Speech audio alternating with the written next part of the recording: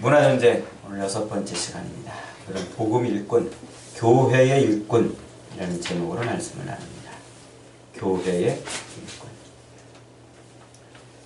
그런 말이 있죠. 사람은 많은데 쓸만한 사람은 없다. 직장에서 하는 말이에요. 기업에서 말이죠. 일꾼이 없다는 뜻이에요. 사람은 많은데 정말 쓸만한 사람이 없다. 직장이건 나라건 교회건 정말 요셉과 같은, 그리고 다니엘과 같은 그런 탁월한 일꾼 하나만 있어도 그 직장은, 그리고 그 나라와 그 공동체는 놀랍게 복을 받을 것이라고 생각이 됩니다. 이렇게 기업들도 보면은요, 다 망해가던 그런 기업들이 어느 날 좋은 일꾼 하나 때문에 기업이 일어서는 경우도 있고요. 또 어느 공동체도 이렇게 비실비실하다가도 좋은 일꾼 하나가 있어가지고 그 공동체가 아주 건강하게 서는 것을 볼 수가 있어요. 세상사를 보든 혹은 교회사를 보든 한 사람의 탁월한 일꾼 하나가 아주 큰 일을 이뤄내는 거죠. 그런 큰 일을 이루는 사람을 우리는 영웅이라 이렇게 부릅니다. 그런 일꾼들이 어느 시대, 어느 한 곳에 이렇게 그때에 맞춰가지고 자기 맡겨진 일들을 잘 감당하면 세상을 바꿀 수가 있는 거예요. 세상을. 그래서 오늘날에는 좋은 일꾼들을 사냥하듯 찾아내서 그 사람들을 회사에 소개시켜주는 그런 직업도 생겨났어요. 그렇게 좋은 일꾼을 찾아가지고 회사에 연결해주는 그런 사람을 헤드헌터라 이렇게 불러요. 우리 이병두 집사님이 가지고 있는 직업이 바로 그런 거 아닙니까? 좋은 사람들을 찾아가지고 그런 일꾼을 필요로 하는 사람들에게 연결해 주는 거예요. 그런데 그들이 볼 때 그 좋은 일꾼은 어떤 일꾼이냐? 아마 머리가 탁월한 사람, 머리가 좋은 사람을 좋은 일꾼이라고 이렇게 봤던가 봐요. 그래서 이름을 헤드헌터라 이렇게 보지 않습니까? 머리를 사냥한다.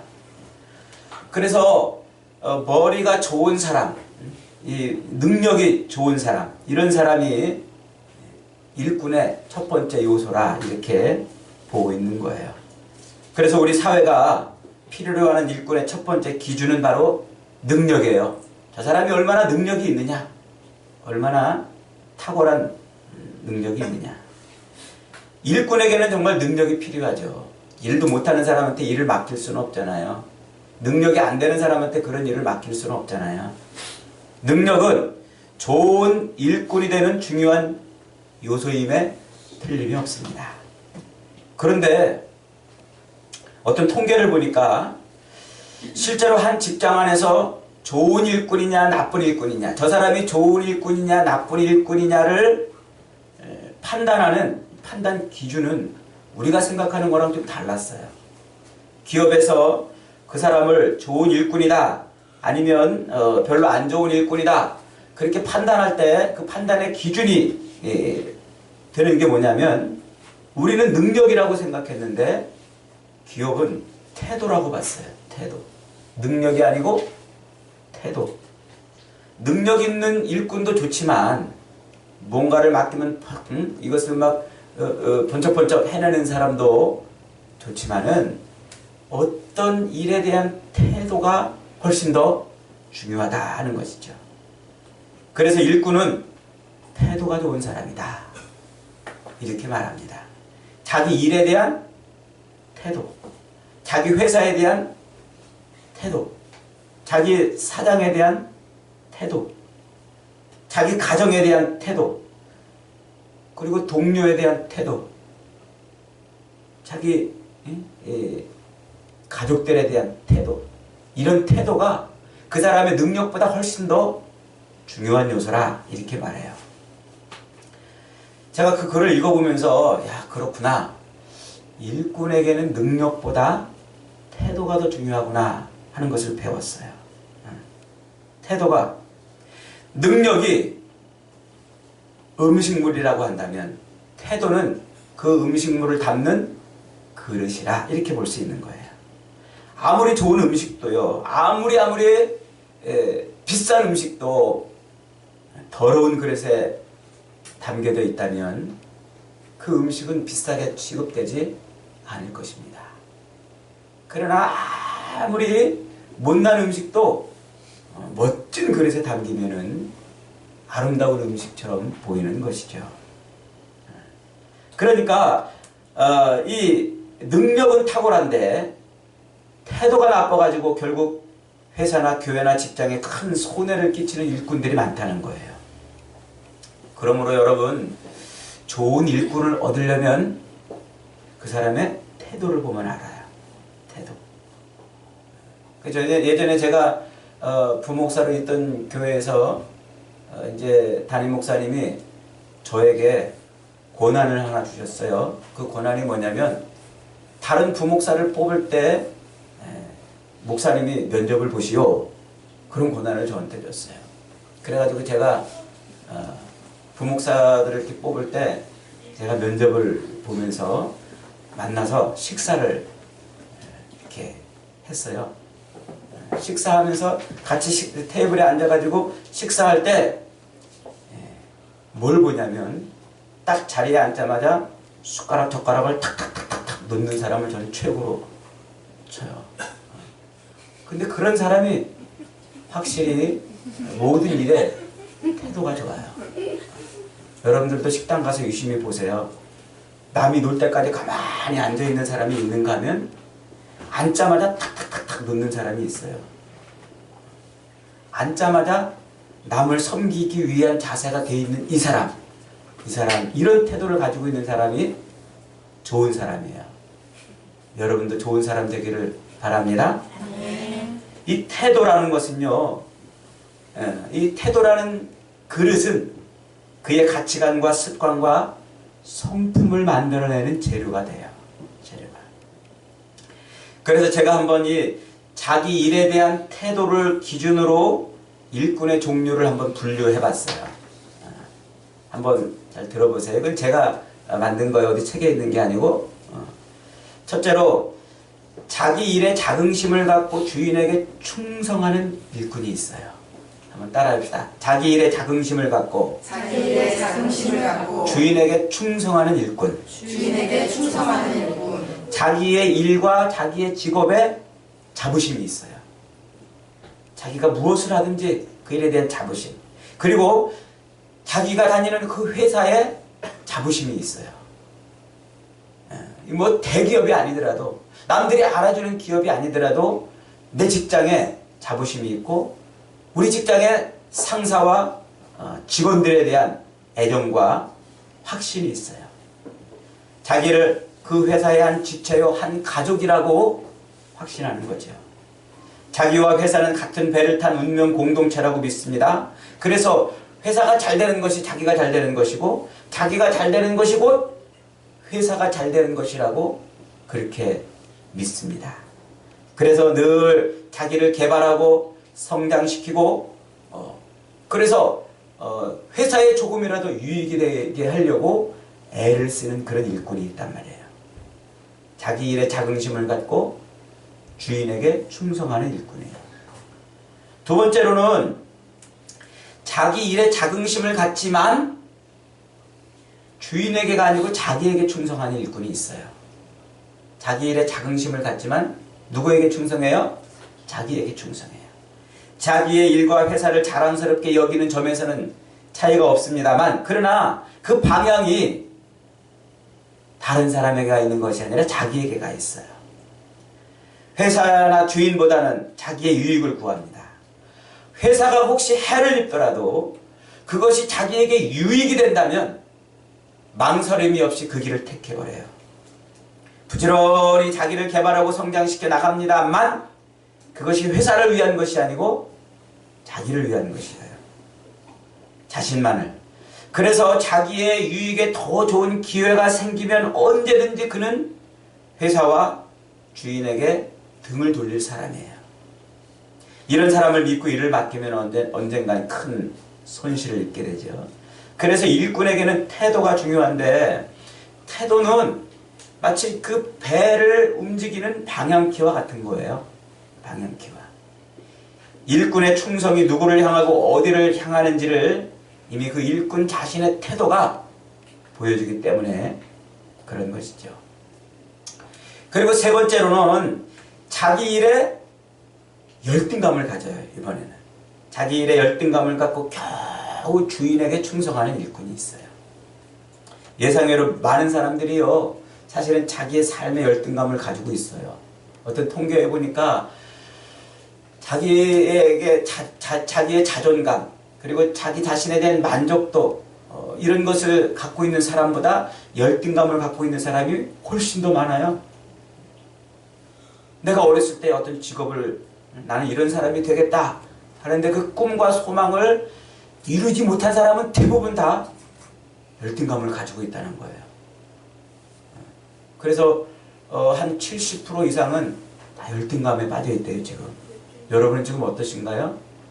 여러분 열등감에 있나요? 아니면은 늘 여러분은 자존감을 갖고 있나요?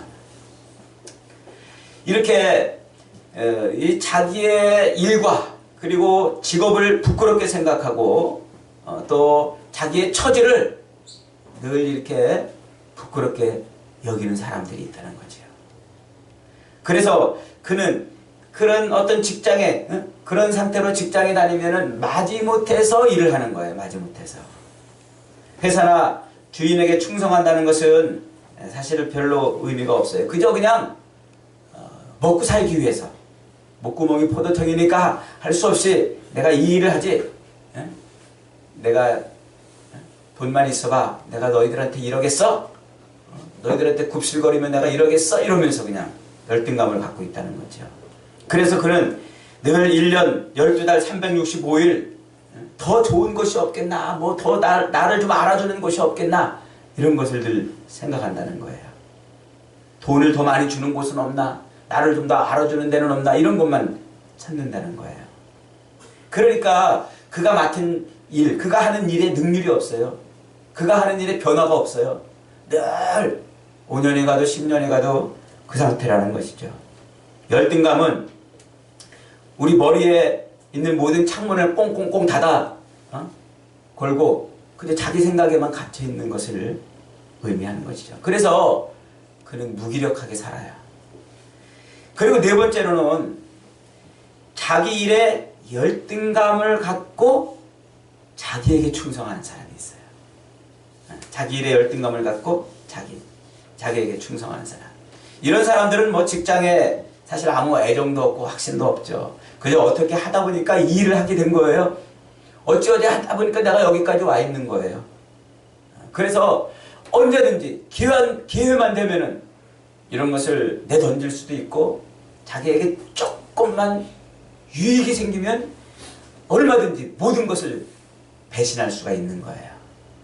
그래서 그 사람은 도무지 누구를 믿지 않아요. 신뢰하지 않아요. 아무도 신뢰하지 않아요. 그저 그냥 자기에게 조금 유익되는 그거 하나만 바라보고 모든 일을 하며 사는 사람이죠. 그래서 그 사람은요, 늘 사는 것 자체가 스트레스야. 사는 것. 이걸 해도 스트레스, 저걸 해도 스트레스, 누가 뭐라고 해도 스트레스. 항상 스트레스 가득해요. 그의 입에는 항상 뭐가 줄줄줄 흘러나와요? 불만이. 불평불만이. 남한테 좋은 소리 해본 적이 없어요. 남을 볼 때 늘 욕하고 비난하고 불평하고 불만을 해요. 이런 사람. 우리 중에는 이런 사람이 하나도 없는 줄 믿습니다. 이렇게 첫 번째부터 네 번째로 내려올수록요, 첫 번째는 자긍심을 갖고 주인에게 충성하고, 두 번째는 자긍심이 있지만 자기에게 충성하고, 세 번째는 자긍심이 없고 열등감에 빠져서 주인에게 충성하고, 네 번째는 열등감에 빠져가지고 자기에게 충성하는 이런 사람. 이렇게 첫 번째부터 네 번째까지 쭉 내려올수록 게으름과 부패지수가 높아요. 부패지수가. 자긍심이 적고 이기적일수록 일이나 직장에 대한 충성도가 낮고 부정부패에 연루될 가능성이 많은 거예요. 일꾼에게는 뭐가 제일 중요하다고 그랬어요? 능력보다 태도가 중요하다고 그랬잖아요. 태도. 태도가 좋은지 불량한지를 어떻게 알 수 있습니까? 사실은 간단해요. 태도는 그 사람이 일하는 방법 속에 다 나타나게 돼 있어요. 똑같은 일을 해도 태도가 다르면 그 일을 하는 방법이 다른 거예요. 똑같은 말을 해도 태도가 다르면 말하는 방법이 다른 겁니다. 그래서 일하는 방법이 틀리면 태도도 틀린 거예요. 일하는 방법이 불량하면 태도도 불량한 것이죠. 우리가 학생 때 그랬지 않았어요? 공부할 때. 이 정말 공부를 내가 하고 싶어서 하고, 공부를 통해서 내가 뭔가를 성취하고, 공부를 통해서 내가 부모님을 기쁘게 하고, 뭐 공부에 대한 자부심과 이런 자긍심으로 가득 차 있는 사람은요, 공부할 때 어떻게 해요? 아주 기쁘게 해요. 그런데 시켜가지고 하는, 부모가 그냥 시키니까 마지못해서 하면은 앉아가지고 책상에 앉아서 딴 생각만 하는 거예요. 그런 태도가 방법을 결정하는 거예요. 태도가 방법을. 여러분은 매일매일 여러분의 삶에서 여러분에게 주어진 일들을 어떻게 반응하며 어떻게 감당하며 살고 있습니까? 여러분은 이 네 가지 중에 몇 번째입니까? 오늘 우리가 읽은 이 본문에서 사도 바울은 여러분은 지금 복음에 대해서 어떤 태도를 갖고 있느냐? 여러분은 교회의 어떤 일꾼이냐? 이것을 묻고 있어요. 교회에 대해서. 바로 앞에서 그리스도의 일꾼 혹은 복음의 일꾼이라고 불렸던 바로 그 사람들이 오늘 본문에서는 교회의 일꾼이라 이렇게 지칭되고 있어요. 그리스도의 일꾼이나 복음의 일꾼이나 교회의 일꾼이나 다 같은 거라는 얘기죠. 그래서 복음에 대한 태도, 예수 그리스도에 대한 태도, 교회에 대한 태도가 우리 수준을 결정하고 한다는 거예요. 앞에서 네 가지로 구분한 것을 교회에 맞춰서 네 가지로 대입을 해보면 이렇습니다. 첫째로 복음과 자기 교회에 대한 자긍심이 있고 하나님께 충성하는 일꾼이 있어요. 어떤 일꾼이라고요? 복음과 교회에 대한 자긍심이 있고 누구에게 충성? 하나님께 충성. 로마서 1장 16절에서 바울은 이렇게 말합니다. 내가 복음을 부끄러워하지 아니하노니 이 복음은 모든 믿는 자에게 구원을 주시는 하나님의 능력이 됨이라. 첫째는 유대인에게요 또한 헬라인에게로다. 이 본문을 비롯해서 수많은 글들을 통해 바울은 자기 자신이 교회의 일꾼으로 택함 받았다는 그 사실, 자기가 복음을 전하는 일꾼으로 택함을 받았다는 그 사실에 너무나 황송하고 너무나 감사하고 자기가 도무지 감당할 수 없는 그 어마어마한 그런 직분을 받은 것을 인해서 그는 이 복음에 대한 열정을 가지고 있었어요. 그래서 늘 이 복음을 어떻게 한다고요? 늘 자랑하며 다닌다고요. 이 복음이 얼마나 소중하고 얼마나 귀한 것인지 늘 뭐 한다고요? 자랑한다는 거예요. 여러분은 복음에 대해서 어떤 태도를 갖고 있습니까? 얼마나 여러분은 복음에 대한 확신이 있고 얼마나 여러분들은 여러분의 복음의 핵심인 예수 그리스도를 자랑하고 드러내고 있습니까? 여러분들은 또 교회에 얼마나 확신이 있습니까? 교회에 또 얼마나 충성하십니까? 혹시 우리 교회가 내세울 것 없다고 해서 교회를 부끄러워하지는 않습니까? 오늘 우리가 살면서 어쩌면 우리는 이 복음에 대한 자부심, 자긍심, 이것보다도 내가 들고 다니는 핸드백이 더 자긍심이 많은 거예요. 핸드백은 드러내서 자랑하고 싶어가지고 내가 걸치고 있는 이 외투나 이 옷들은 남들이 붙이고 있는 이 메이크업 그거 하나 자랑하고 싶어서 어깨를 펴고 다니면서도 내 생명을 살리고 내 인생의 전부가 되고 있는 그리스도를 드러내는 일은 부끄러워한단 말이죠.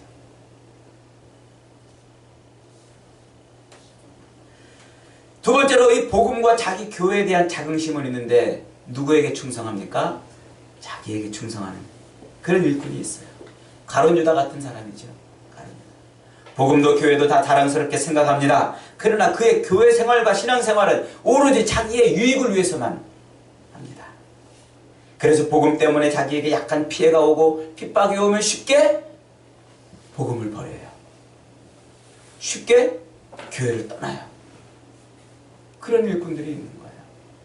그래서 복음에 대한 자부심은 있지만은 늘 자기에게 충성하기 때문에 자기에게 좋은 것을 찾아다니는 거예요. 자기에게 좋은. 저는 그런 면에서 참 여러분들을 존경합니다. 진짜. 왜냐하면 이렇게 작은 예배당이지만은 몇 명 안 들여서 이렇게 모여있는 이 썰렁한 예배지만은 그러나 여러분들이 기꺼이 나와서 매주마다 이 자리를 지키고 이 교회를 지탱하고 있는 이 모습이 저는 너무나 감사해요. 가끔 제가 그래요. 야, 내가 만약에 여러분들이 앉아있는 저 자리에 앉아있는 사람이라면 어땠을까? 응? 어땠을까?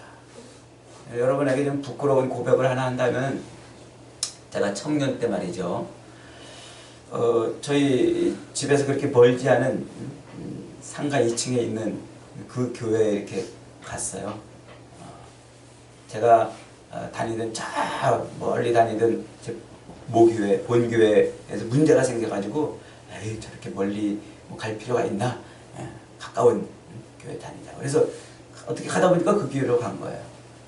그런데 그 교회 갔는데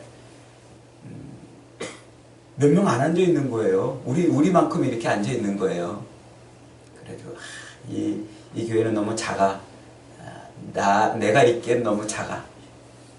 그래서 그 교회를 도망친 적이 있어요. 참. 그게 제가 가끔 여러분들을 보면서 그런 생각해요. 여러분은 저보다 훨씬 더 대단한 사람입니다. 대단한 사람. 세 번째로는 복음과 자기 교회를 부끄러워하면서도 겨우 하나님께 충성하는 일꾼이죠. 교회를 다니는 것이 그리 기쁘지 않습니다. 자랑스럽지 않습니다. 때로는 어쩔 수 없이 다닙니다.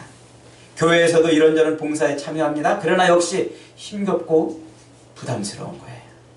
남들 앞에 교회를 자랑하는 법이 없어요. 교회가 그냥 부끄러운 거예요. 스스로 자기 교회를 부끄럽게 생각하기 때문에 자랑할 게 별로 없어요. 그래도 그냥 교회에 꾸준히 출석합니다. 출석해. 왜? 하나님 때문에, 하나님이 계시니까. 하나님께 충성해야 되기 때문이죠. 그리고 직장을 다녀도 한 번도 내가 예수 믿는다는 사실을 자랑스럽게 나타내 본 적이 없어요. 오히려 예수 믿는다는 것이 알려질까 봐 전전긍긍하는 그런 삶을 살아요. 복음을 부끄러워하는 거죠. 그리고 세상 사람들의 눈치를 보느라고 기도도 하지 못하고 성경도 제대로 읽지 못하고. 여러분, 주님이 우리에게 이런 말씀을 하신 적이 있어요. 마가복음 8장 38절에서 누구든지 음란하고 죄 많은 세대에서 나와 내 말을 부끄러워하면 인자도 아버지의 영광으로 거룩한 천사들과 함께 올 때에 그 사람을 부끄러워하리라. 우리가 복음을 부끄러워하면요, 주님도 우리를 부끄럽게 여기신단 말이에요. 네 번째로 또 이런 교인이 있잖아요. 복음과 자기 교회를 부끄러워하면서 오직 자기에게 충성하는 교인이 있어요. 뭐 이런 교인들은 아까 뭐라고 그랬어요? 늘 입에 뭘 달고 산다고요? 불평불만. 아무나 붙들고 교회에 흉보고 싶어 합니다. 교회에서 일을 할 때도 대부분 다 거칠은 태도로 하고 또 흉을 보면서 불평하고 원망합니다. 다른 사람의 좋은 점을 찾기보다는 저 사람을 어떻게 하면 헐뜯고 어떻게 하면 비난할까, 마음으로 막 비난할까 이런 것은 아닌데 습관이 그렇게 돼 있다는 거예요. 습관이. 그래서 다른 사람을 칭찬해보지 못하는 거예요. 그런 사람이 많은 교회일수록, 복음을 부끄러워하고 자기에게 충성하는 일꾼이 많은 교회일수록 교회는 혼란스럽고 시끄러워지는 거예요. 오늘날 우리 한국 교회가 그래요. 안타깝게도. 오늘 본문에서 바울이 말하고 싶은 게 바로 그거예요. 내가 정말 어떤 일꾼이냐, 어떤 일꾼으로 지금 나는 교회를 섬기고 있냐. 지금 골로새 교회는 어려움에 처했다고 그랬잖아요. 그 어려움에 처하고 있는 가장 큰 이유가 뭐냐면 핍박이에요. 핍박이 오니까. 그 이단도 몰려들고 그리고 핍박도 있고 그러니까 자기가 믿는 그 믿음에 대한 확신이 없고 또 부끄러워하는 거예요. 그러니까 예수 믿는다는 것이 알려지면 어떻게 돼요? 큰 곤란을 겪으니까 숨겨요. 드러내지 않아요. 열심을 다하지 않아요. 여러분, 우리가 정말 어떤 일꾼인지, 정말 우리가 교회를 어떤 태도로, 그리고 복음을 어떤 태도로 섬기는지를 알려면요, 풍랑을 겪어보면 알아요. 뭘 겪어보면? 풍랑을 겪어보면 알아요. 골로새 교회가 당한 여러 가지 시험과 위기는 골로새 교인들이 지금 어떤 일꾼인지를 볼 수 있는 시험지 같은 것이었어요.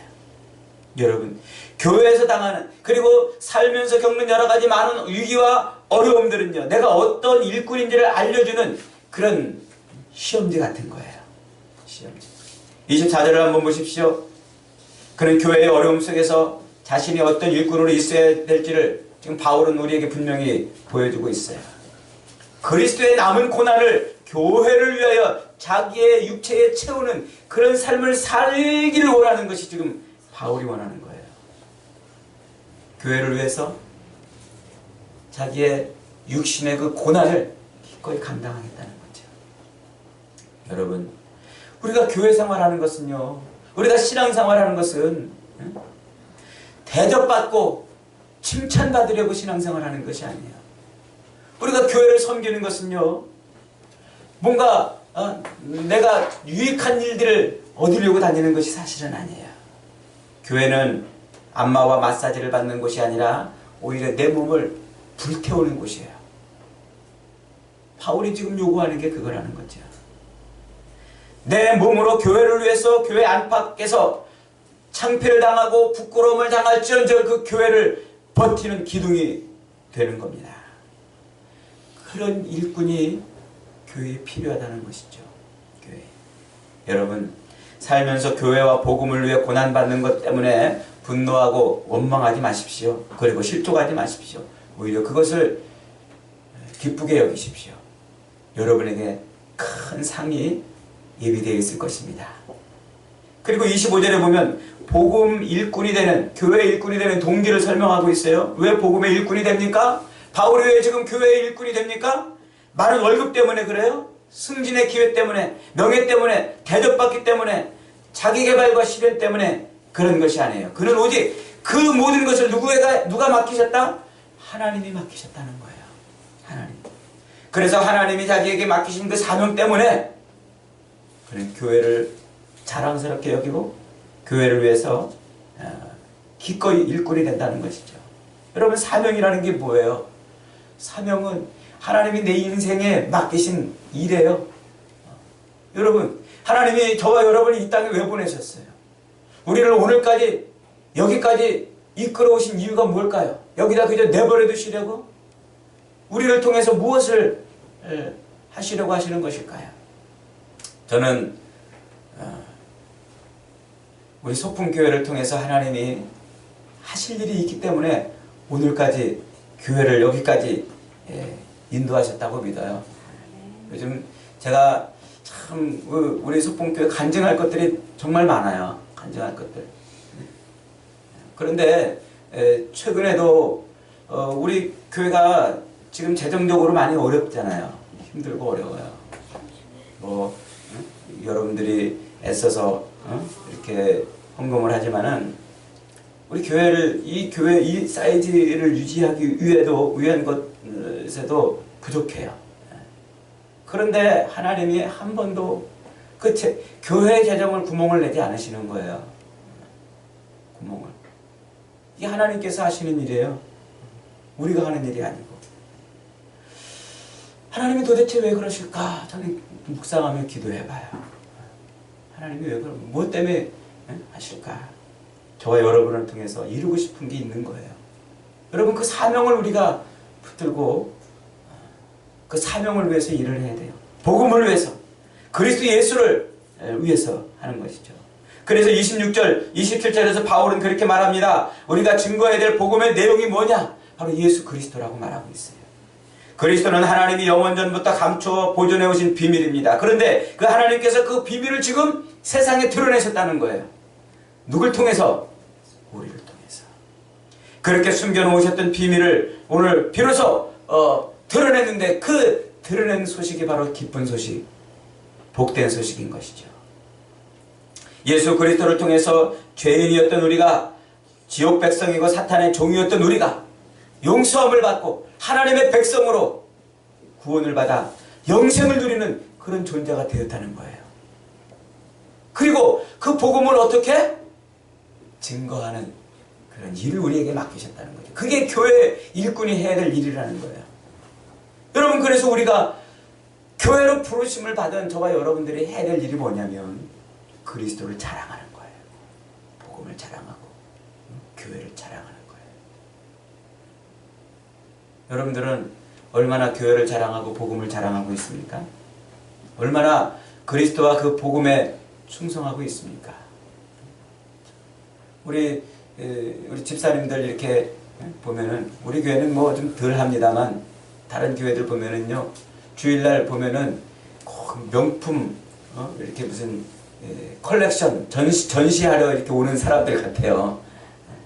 명품 가방도 명품으로 막 선글라스도, 아니 왜 실내에서 선글라스를 여기다 쓰는지 머리에다 딱 올려놓고 이렇게 오는 사람도 있고, 그냥 아주 비싼 옷을 입고 서로 와가지고 이거 누가 사줬네 누가 사줬네 그러면서 이제 이런저런 자랑들을 하죠. 그리고서는 우리 집에 뭐가 있는데 이거 어디에서 샀더니 너무 좋더라고, 그 물건 자랑하는데 열을 올리는 거예요. 물건 자랑. 정말 내가 어떤 물건을 써보고 그것이 좋아가지고 남한테 정말 알려주지 않으면 안 될 그런 마음이 있어서 알려주는 것도 있겠지만, 대부분 다 그런 것들은 다 뭐예요? 허세예요, 허세. 그런데 세상 것은 그렇게 열심을 내서 자랑하면서 왜 정작 우리의 생명을 살린, 우리의 영혼을 구원해 주신 그리스도 예수를 왜 부끄럽게 여기냐는 거예요. 왜 자랑스럽게 여기지 못하고, 우리의 생명의 주가 되신 예수 그리스도에 대해서는 우리가 왜 입도 뻥끗하지 못하고 예수 믿는 것을 숨기며 교회 다니는 것을 부끄럽게 여기며 사냐는 거죠. 사랑하는 여러분, 그리스도 예수를 진실로 자랑하고 그분에게 충성할 수 있는 그런 믿음이 되기를 주님의 이름으로 축원합니다. 저와 여러분을 부르신 목적이 바로 그거예요. 그 사명을 감당하게 하시는 거죠. 그래서 바울은 그 사명을 감당하려면 어떻게 해야 되느냐? 29절 말씀에 뭐라고 말씀하고 있습니까? 바울은 그 사명을 감당하기 위해서 그는 내 속에서 능력으로 역사하시는 이의 역사를 따라 힘을 다하여 수고한다 그랬어요. 내 속에서 능력으로 역사하시는 이가 누굽니까? 그분이 바로 성령 아닙니까? 나는 할 수 없지만은 성령이 내 안에 계시면 할 수 있다는 거예요. 나는 창피하고 부끄러워서 말할 수 없지만은 내 안에 성령이 들어와 계시면 누구에게든지 담대하게 자랑할 수 있고 증거할 수 있다는 거예요. 나는 부족해서 할 수 없지만 성령이 내 안에 계시면 이 교회를 위해서 그렇게 사명을 감당할 수 있다는 겁니다. 여러분, 우리가 어떻게 하면 성령으로 충만하고 성령이 내 안에서 역사하고 어떻게 하면 성령에 붙들려 살 수 있습니까? 성령은 말씀의 영이라고 그랬죠? 그 성경 말씀을 늘 붙들어야 돼요. 성경을 열심히 읽고, 성령은 또 기도를 통해서 우리에게 역사하십니다. 이 말씀과 기도가 부족하면요, 성령을 따라 살 수가 없어요. 그러니까 우리는 그리스도의 복음을 자랑하지 못하고 드러내지 못하는 것 아닙니까? 사랑하는 여러분, 오늘 하나님께서 저와 여러분을 교회로 부르셨습니다. 복음의 일꾼이 되게 하시고 교회의 일꾼이 되게 하셨습니다. 우리는 할 수 없지만 성령은 우리에게 능력을 주셔서 우리로 능히 복음을 자랑하고 주님께 충성하게 할 수 있는 줄 믿습니다. 오늘 죄 성령에 붙들려서 부르신 그 부름의 사명을 잘 감당하여 교회의 좋은 일꾼, 충성된 일꾼이 되어서 착하고 충성된 종아 잘하였도다라는 칭찬을 받는 저와 여러분이 다 되시기를 주님의 이름으로 축원합니다.